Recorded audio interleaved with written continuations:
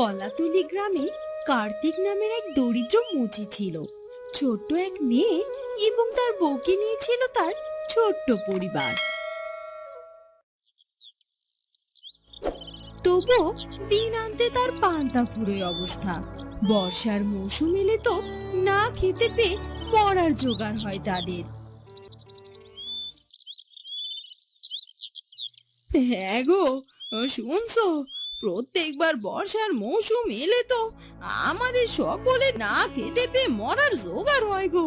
তাই তুমি বছরের বর্ষাকাল বাদে যে কটা মাস থাকে সে মাসগুলোতে তো কিছু কিছু করে পয়সা জমিয়ে রাখতে পারো নাকি?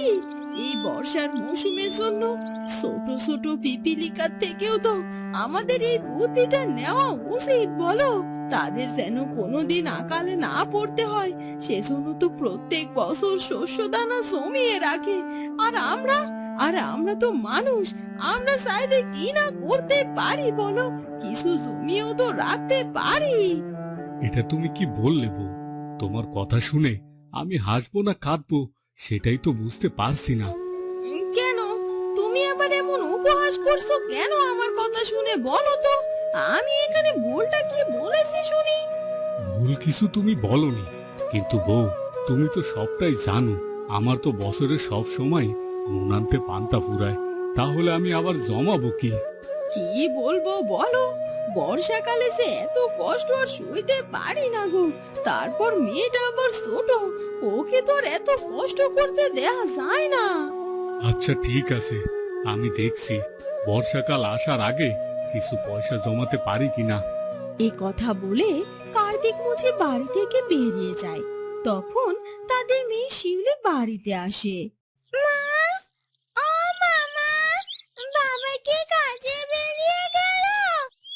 হ্যাঁ রে মা, কেন? কিছু বলবি নাকি? হ্যাঁ মা, আজ বাবাকে বলবে তুমি মা, বাবা যেন আমার জন্য বাজার থেকে ইলিশ মাছ নিয়ে আসে। আমার না বড্ড ইলিশ মাছ দিয়ে খিচুড়ি খেতে ইচ্ছে করেছে। আমি তো আমার স্যার বাড়িতে গিয়েছিলাম, ওদের বাড়ি না আজ বড় ইলিশ মাছ রান্না হয়েছে। ও বলল কাল নাকি আবার ওরা ইলিশ মাছ দিয়ে খিচুড়িও খেয়েছে, সেটা নাকি অনেক মজা ছিল। জানো মা, আশয় আমাকে থাকতে বলেছিল।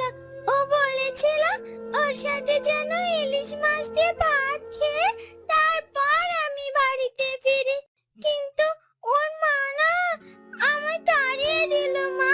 বলল মুচির মেয়ের সাথে একসাথে ভাত খেতে হবে না, তাই আমি বাড়িতে চলে এসেছি মা। কষ্ট পাস না রে মা তুই, আমি তোর বাবাকে বলবো তোর জন্য ইলিশ মাছ নিয়ে আসতে। কার্তিক, কত পয়সা হলো আমার জুতো সেলাইয়ের? 10 টাকা দিলেই হবে কাকা বাবু। এক জোড়া জুতো সেলাই করতে তুই 10 টাকা চাইছিস? মুচিদের দাম আবার বাড়লো কবে এত? নে, এই 2 টাকা রাখ। আগে তো 1 আনা 2 আনা দিয়ে জুতো সেলাই করাতাম, দিন দিন তোরা যে দাম বাড়িয়ে চলেছিস, যত সব। এই কথা বলে লোকটি 2 টাকা দিয়ে চলে যায়। কার্তিক 2 টাকা হাতে নিয়ে কাঁদো কাঁদো মুখে বসে থাকে। লোকেরা আমাদের কষ্টটা বোঝে না, তারা কত পয়সা কত দিকে নষ্ট করে, কিন্তু এই গরিবদের দিতে গেলে তাদের যত সমস্যা হয়ে দাঁড়ায়। না না, এরপরে কেউ জুতো সেলাই করাতে আসলে আমি সাপ বলে দেব, 10 টাকার কম আমি জুতো সেলাই করব না। এরকম না করলে তো আমি কিছুই জমাতে পারবো না। একটু পর একজন মহিলা আসে কার্তিক মুচির কাছে। এই যে মুচি ভাই, নাও আমার এই চটি জোড়া একটু সেলাই করে দাও তো। আসছে বর্ষার মৌসুম, আস্তে আস্তে নতুন এক জোড়া চটি এবার আমায় কিনতেই হবে। এবারের মতো এটা সেলাই করে কদিন চালাতে পারলেই চালাই। দিচ্ছি দিদি দিচ্ছি, আপনার জুতা জুড়ো এক্ষুনি সেলাই করে দিচ্ছি।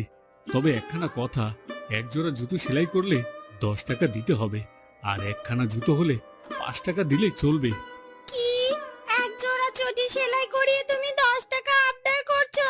নতুন চটির দামই তো 20 টাকা, তাহলে তোমায় দিয়ে আমি পুরনো জুতা সেলাই কেন করব? 10 টাকা দিয়ে বলো তুমি। যাও যাও, তোমায় দিয়ে সেলাই করাবো না। এর চেয়ে ভালো কদিন পরে আমি নতুন এক জোড়া ছুটি কিনে নেব। যত সব। এই কথা বলে মহিলাটি সেখান থেকে চলে যায়। এক জোড়া জুতো সেলাই করে 10 টাকা শুনে কেউ কার্তিক মুচির কাছে জুতো সেলাই করায় না। সেদিন মাত্র 2 টাকা নিয়ে কার্তিক মুচিকে বাড়িতে ফিরতে হয়। কি বলছো কি? আজই তুমি 2 টাকা নিয়ে বাড়িতে ফিরে এসেছো? আর এদিকে তোমার মেয়ে ইলিশ মাছ খাবে বলে বায়না ধরেছে। থাক বাবা, আজ না হয় না পারলে, কিন্তু এরপর যেদিন তুমি বেশি পয়সা রোজগার করবে সেদিন না হয় আমায় ইলিশ মাছ এনে খাইও। হ্যাঁ রে মা, তুই চিন্তা করিস না। আসছে বর্ষার মৌসুম, আমি তোকে ইলিশ মাছ খাওয়াবো। বর্ষার মৌসুমে তো ভালো ইলিশ মাছ পাওয়া যায় রে। তখন তোকে আমি এক মস্ত বড় ইলিশ মাছ এনে দেব। ঠিক আছে বাবা। কয়েকদিন পরে বর্ষার মৌসুম শুরু হয়ে যায়, কিন্তু কার্তিকের আয় উন্নতির কোনো দেখায় না। এদিকে তার মেয়ে শিউলি তার শহীদের বাড়িতে খেলা করতে যায়। এই বর্ষার মৌসুমে ঘরে শুয়ে বসে এভাবে আর থাকতে মন চাইছে না গো বউ। সে ঠিক আছে, কিন্তু তোমার মেয়ে এরকম বর্ষা বৃষ্টি বাদলের দিনেও শোয়ের বাড়িতে খেলতে গিয়েছে গো। সে খেয়াল আছে তোমার? অনেকক্ষণ তো হয়ে গেছে, মনে হয় বৃষ্টির জন্য বাড়িতে ফিরতে পারছে না গো মেয়েটা। যাও যাও, তুমি একটু এগিয়ে গিয়ে নিয়ে এসো মেয়েটাকে। ঠিক আছে বউ। এ কথা বলে মুচি ঘর থেকে বের হয়, আর তখনই দেখতে পায় বৃষ্টির মধ্যে ভিজে পড়ে তার মেয়ে কাঁদো কাঁদো মুখে বাড়িতে ফিরে এসেছে। এ কি রে মা, বৃষ্টিতে ভিজে পড়ে তুই আসতে গেলি কেন? বৃষ্টিটা ধরলে তো একটু আসতে পারতি। জয়ের মা আমায় আবার তাড়িয়ে দিয়েছে মা। আমি আসতে চাইনি বৃষ্টির মধ্যে। কি, তোর শোয়ের মা এতটা খারাপ? এই বৃষ্টির মধ্যে বাচ্চা মেয়েটাকে তার বাড়ি থেকে এইভাবে তাড়িয়ে দিতে পারলো না? আমি এক্ষুনি যাব তার বাড়ি, আর গিয়ে জিজ্ঞাসা করব কেন আমার মেয়েকে এইভাবে তাড়িয়ে দিয়েছে সে। আহ বউ, তুমি শান্ত হও। মেয়ের কাছ থেকে আগে শুনতে তো দাও, কেন তাড়িয়ে দিয়েছে ওকে। বল মা, কি করেছিস তুই যে তোকে ওই বাড়ি থেকে তাড়িয়ে দিচ্ছে তোর শোয়ের মা? আমি কিচ্ছু করিনি বাবা। জানো তো বাবা, আজ বর্ষার দিন বলে আমার শহীদের বাড়িতে না ইলিশ খিচুড়ি রান্না হয়েছে। কি যে তার ঘ্রাণ, ঘ্রাণে যেন মনটা পাগল হয়ে যায়। সইকে শুধু আমি বলেছিলাম যে আমার বেশ কিছুদিন ধরে ইলিশ মাছ খুব খেতে ইচ্ছে করছে। তখন সই শুনে নিচে আমার ইলিশ খিচুড়ি এনে খেতে দিয়েছিল, কিন্তু সইয়ের মা দেখে ফেলে আর আমার সেই খিচুড়ি খেতে দেয়নি। সে সেই খিচুড়ি আর ইলিশ কেড়ে নিয়েছে বাবা। আমি আর কোনোদিনও ইলিশ খিচুড়ি খেতে চাইবো না বাবা, চাইবো না। হায় বিধাতা, আমি কতটা অভাগা বাবা। আমার মেয়ের সামনে থেকে কেউ খাবার কেড়ে নিয়েছে জেনেও আমি কিছু করতে পারছি না। আর তার খাওয়ার ইচ্ছে পূরণ করাটাও সে আমার সাধ্যের বাইরে। এভাবে কেঁদো না তোমরা। আমি কাল থেকে লোকের বাড়িতে সিয়ের কাজ করে হলেও আমার মেয়েকে ইলিশ মাছ এনে খিচুড়ি রেঁধে খাওয়াবো। এরপর তারা সবাই ঘরের ভেতরে চলে যায়। তখনই হঠাৎ বাইরে থেকে একজন এসে কার্তিক মুচিকে ডাকতে থাকে। কার্তিক মুচি, কার্তিক মুচি, মা শিউলি, কেউ আছো বাড়িতে? ডাকাডাকি শুনে ঘর থেকে সবাই বাইরে বেরিয়ে আসে। কে কে ডাকছে? সই, তুই আমার বাড়িতে এসেছিস? হ্যাঁ মা, তোমার শোয়ের জন্য আমরাও আসতে বাধ্য হলাম। আসুন আসুন, আমাদের ঘরে এসে বসুন। বসুন আপনারা। বসবো তো বটেই, তবে তার আগে আপনার কাছে আমরা ক্ষমা চাইতে এসেছি। আমাদের ক্ষমা করে দিন। আমি জানি আমি অন্যায় করেছি, ক্ষমার অযোগ্য।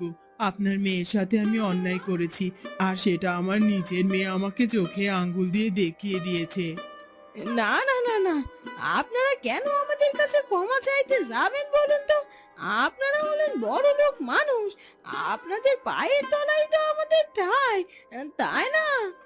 এসব বলে আমাদের লজ্জা দেবেন না বৌদি।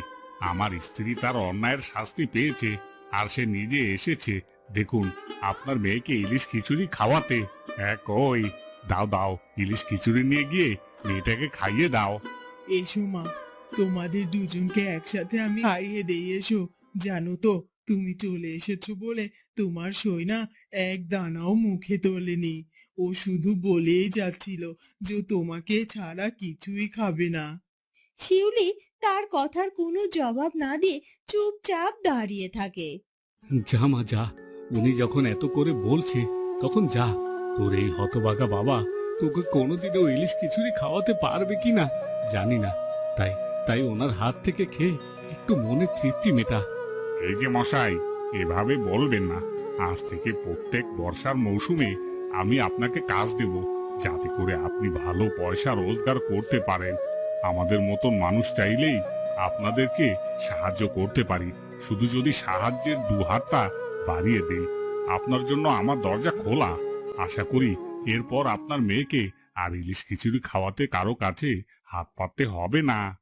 ও, অনেক ধন্যবাদ, অনেক ধন্যবাদ আপনাকে।